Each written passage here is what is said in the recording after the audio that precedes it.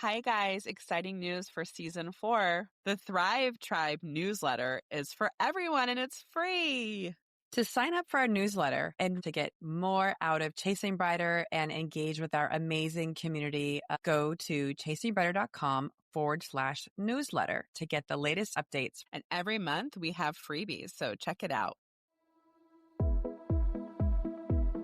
Welcome to the Chasing Brighter podcast, the podcast created as a guide to make midlife the best life. Are you ready to embrace the next chapter of your life with confidence and excitement? Your best life is just a listen away.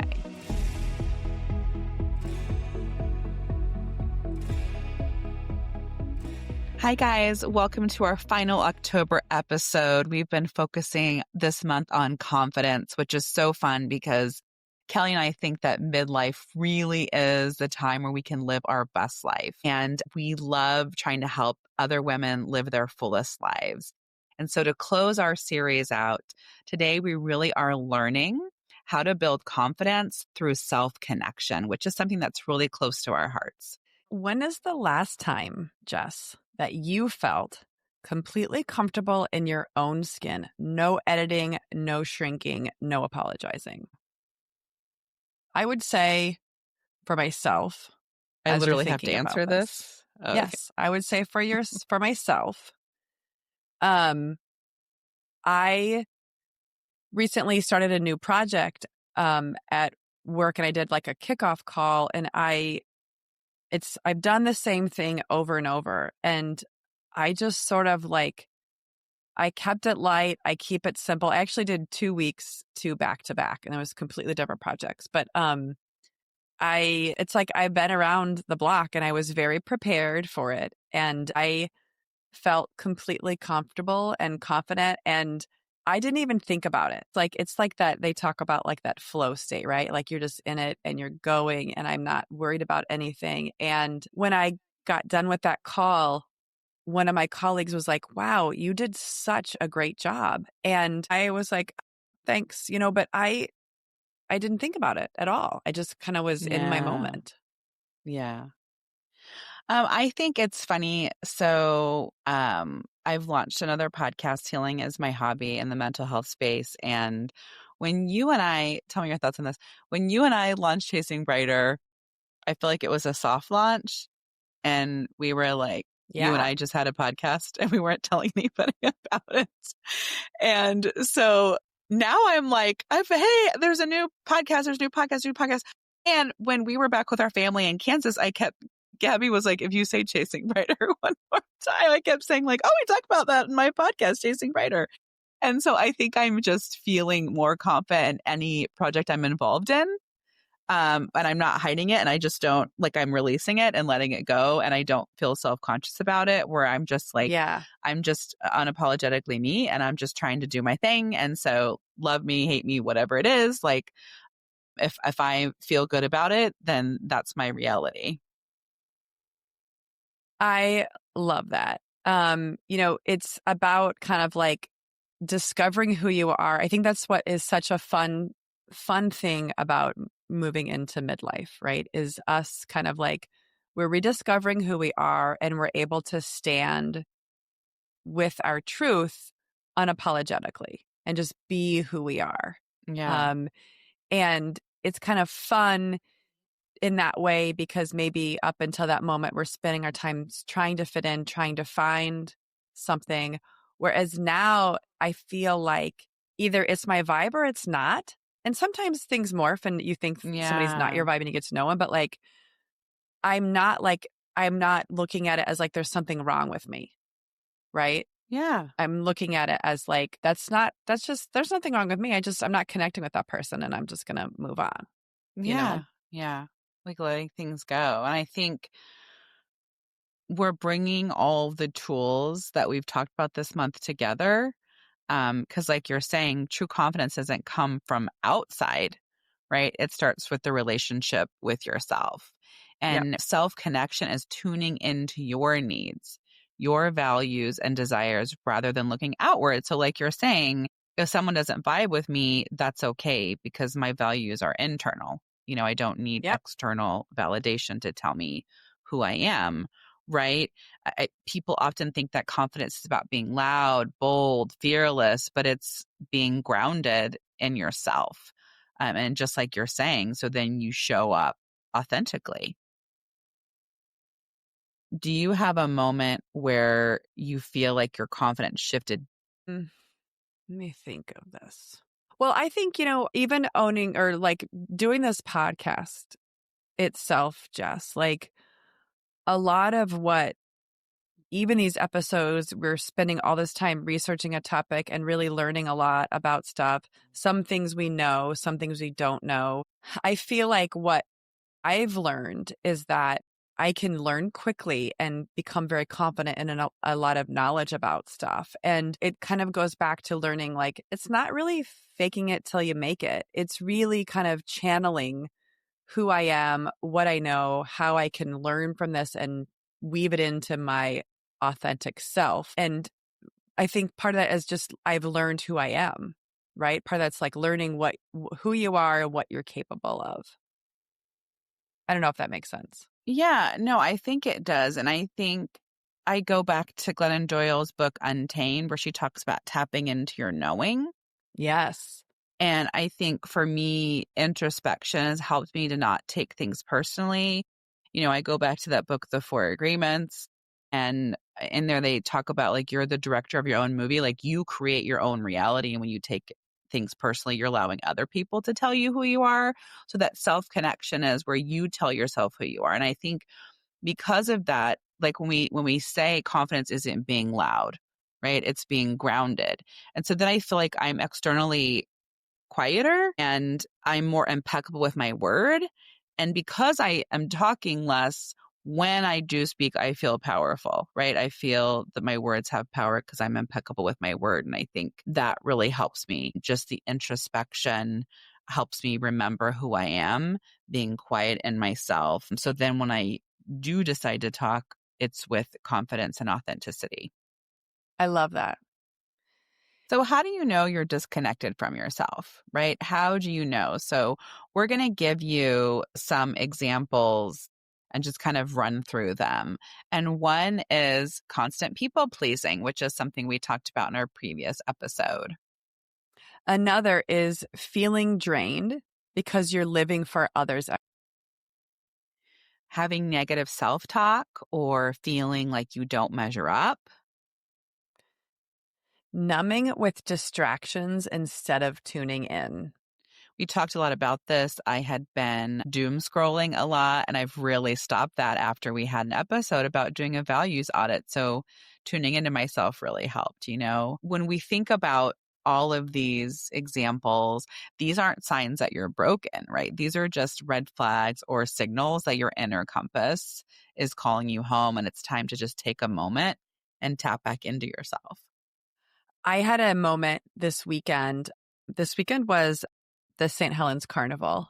And it's like one of my funnest things in the city with the kids because it's 4 blocks from our house and it is just it's a carnival. And so the kids ride rides and they can just roam within a, 3-block radius with their friends. And it's always a very fun time. There's a beer garden too, and there's food. And so you can the kids are old enough. I can hang out at the beer garden with friends while they run around, do their thing, and just keep an eye, particularly Beckett, because Wes was old enough to do his own thing. And Wes was walking back and forth and doing all the things by himself. But my husband, Brian, didn't have anything to do at all with the carnival this weekend. And so I felt uncomfortable having Beckett be there. Brian didn't seem to care, in my view, that he was there. And Beckett was like wanting to walk from our house over there and just be there all the time. And I was like, I don't want him to like be there by himself. I was leaving him there for periods of time. And the whole weekend, I just kind of felt weird. I felt like this thing where I was like, I haven't been spending time with Brian, my husband, and I'd like to hang out with him, but I also want my kids to have fun. And I was constantly like being pushed and pulled both directions. And it kind of came to a head on Sunday because we had this grand plan that we're just going to eat dinner at the carnival because they have this great Polish dinner usually. And so I was like, Brian, come eat the Polish dinner. Let's have a beer. Beckett will finish out the rides and then we'll walk home all together. Big happy family. And we get to the carnival which they didn't have the Polish meal that we were expecting because they serve it at noon and not 4 o'clock, and they already sold out. So Brian's like, I'm out. And I was like, I just really was struggling. Like I couldn't figure out how to please him and then have Beckett be there. And then there were other friends that were planning to be there. And I also had to eat. And it was the weirdest feeling. I just felt so uneasy and I didn't know what to do because I was almost torn between pleasing my friends versus my husband in some way. But it was only my idea because I don't think anybody really cared what I did. Yeah. But I noticed how I felt so disconnected with who am I and what I want to do. And that's the thing is, I think that's how I feel about this is how you feel. How do you know when you're disconnected is when like you sit and you think, this isn't what I want to be doing. Yeah. Right? Yeah. Yeah. I think when we use the example of when I stayed home and didn't go to Dominic's baseball game, I kept checking in with myself and I was like, no, I support this decision. This is what I want to do. And so, like you're saying, it's like keep checking. And sometimes it is, no, this is what I want to do. This is okay. It's just uncomfortable because I'm used to people pleasing. Or Yeah. maybe it Yeah. is like, no, this is uncomfortable because it's not aligning with me. And so this kind of guides us into these 4 core practices we want to help you build so that you can continue learning about building confidence with self connection. So one is quiet the noise, right? And that goes back to, I'm obsessed with the 4 agreements. The second agreement, don't take anything personally, right? Like take time in quiet and make sure that the story that you're telling yourself is your story and not from the outside. Yeah. And, this can be, checking in with yourself. How am I feeling? What do I need? It could be anything. This is about you just kind of exploring what is it that I feel? What does that mean? What do I feel like I need? How would that feeling change if I did something else? And just really kind of sitting in those moments to kind of reconnect with what's going on inside. And that's where we can use journaling, mindfulness, or meditation to reconnect. A mindful practice I love so much, I know I've talked before, is that diamond painting. And it's such a quiet, Mm-hmm. mindful thing. And so last year and this year, I got a diamond painting project for that's a Halloween picture. And my youngest and I were doing it. And he kind of struggles with anxiety. And so we were just doing mindful practices and just sitting in the quiet, which I think is so wonderful. And so sometimes it can be doing a puzzle, sitting Yeah, I was going to quietly. say, I Those are, love yeah. doing a puzzle, even just some grounding practices, right? Yeah. Where you kind of place your hand on your chest. Maybe you're taking a deep breath. Maybe you're doing some breathing exercises and just really kind of bring yourself to that calm, quiet point. Yes. And the 4th core practice is honoring your values. I love so much. I've talked about it so much. I loved our episode where we mentioned a values audit and it just blew my mind and has changed my life. And, just kind of what matters most versus where your time goes. We talked about it. Does your this was our September episode, but like, does your schedule or planner reflect your values?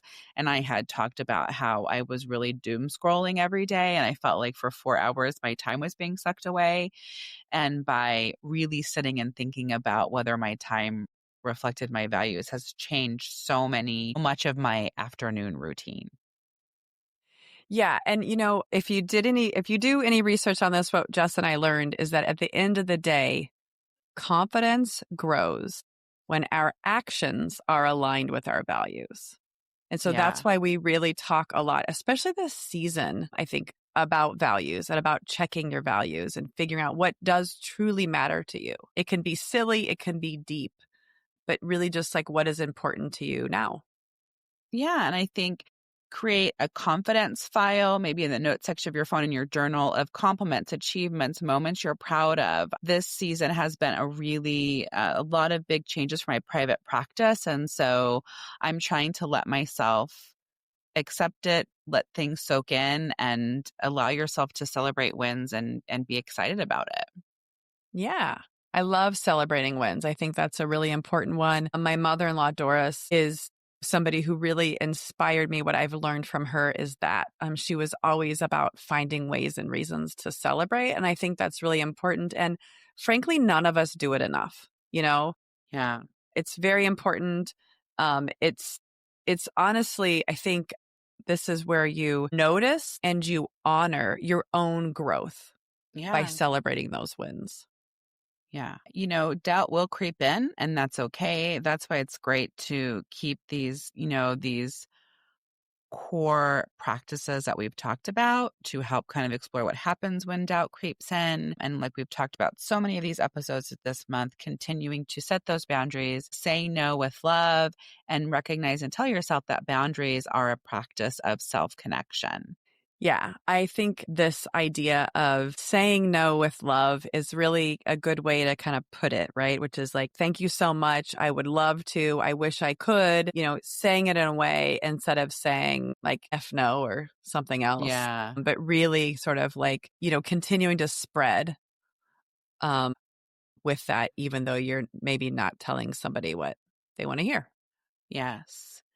We have a journal prompt and reflection for you to ask yourself, when was the last time I felt most like myself? What was I doing? And how can I bring more of that into my daily life? So, in summary of today's episode, we want you to know that being unapologetically you isn't about being fearless or loud. It's about being at home with yourself. It's not about perfection. It's about connection. And the more you come home to yourself, the more unapologetically and true you can live. We'd love for you to try one of these practices this week and let us know how it went. And just to tease into November, episodes are going to be focused on gratitude and grace. So stay tuned. Thanks for listening today. If you loved today's episode, share with a friend. Are you ready to chase brighter days ahead? Subscribe to Chasing Brighter now, and let's embark on this exciting journey together.